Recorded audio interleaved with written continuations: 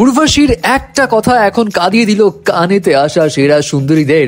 मुझे अपने घर जाना है। কিন্তু সেরা সাজ দিয়ে আমেরিকার মিউজিক অ্যাওয়ার্ডসে গিয়ে নোরা ফাতেহি প্রশ্নবিদ্ধ, তো সামান্তা রুথ প্রাভুর এমন চিকনি চামেলি ভার্সন দেখে ভ্রু কুচকাচ্ছে বিবাহিত আপুরা। অ্যান্ড সারা ও আলীর এমন রহস্যময় চোখাচোখিতে কাবাবে হাড্ডি যেন ফাতেমা সানা শেখ। অ্যান্ড দীপিকা ও পরিচালক ভাঙ্গার ঝামেলার আগুনে ঘি ঢেলে দিয়ে নিষ্পাপ সাজার চেষ্টা তামান্না ভাটিয়ার। প্রথমেই আসি দীপিকার কাছে। দীপিকার অযথা ডিমান্ডের কারণে সন্দীপ তাকে স্পিরিট মুভি থেকে বের করে দিয়েছে। এটা নিয়ে সন্দীপকে ধুয়ে এবং দীপিকার সাপোর্টে বানানো একটা রিলসে তামান্না দেয় লাইক। অ্যান্ড এরপর এই ঝামেলার আগুন উস্কে দিয়ে অনেকের প্রশ্ন জন্মায় মনে যে সাউথের নায়িকা হয়ে সাউথের পরিচালকের সঙ্গে গাদ্দারি, নায়িকা হয়ে নায়িকার পাশে দাঁড়ানো এই তো মহানায়িকা, এটাও বলছিল কেউ কেউ। কিন্তু এরপর হঠাৎ করে ইনস্টাগ্রাম স্টোরির মাধ্যমে তামান্না জানিয়ে দেয় যে ও লাইকটা আমি দেই নাই বাবা, এই লাইক ইনস্টাগ্রাম অটোমেটিক দিয়েছে, আমি কিছু জানি না, আমি নিষ্পাপ।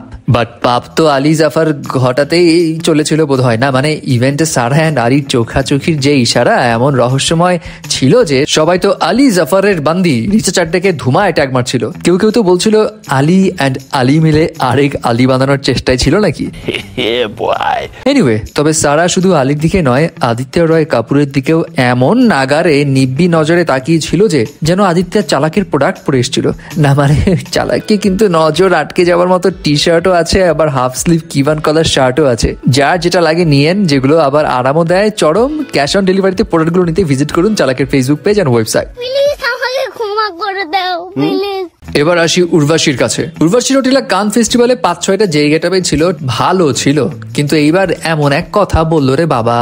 সে জানায় লিওনার্দো ডি ক্যাপ্রিও তাকে ডাক দিয়ে বলে, এই উর্বশী তুমি তো কানের রানী। ইয়েস, উর্বশী নিজে ইনস্টাগ্রামে এটা লেখে যে লিওনার্দো তাকে বলেছে কুইন অফ কান। যাই হোক, আমার প্রশ্ন এক জায়গাতে, লিওনার্দো আপনার আবার স্কেচ বানাতে চায়নি তো? এখন আসা যাক নোরা ফাতেহির কাছে।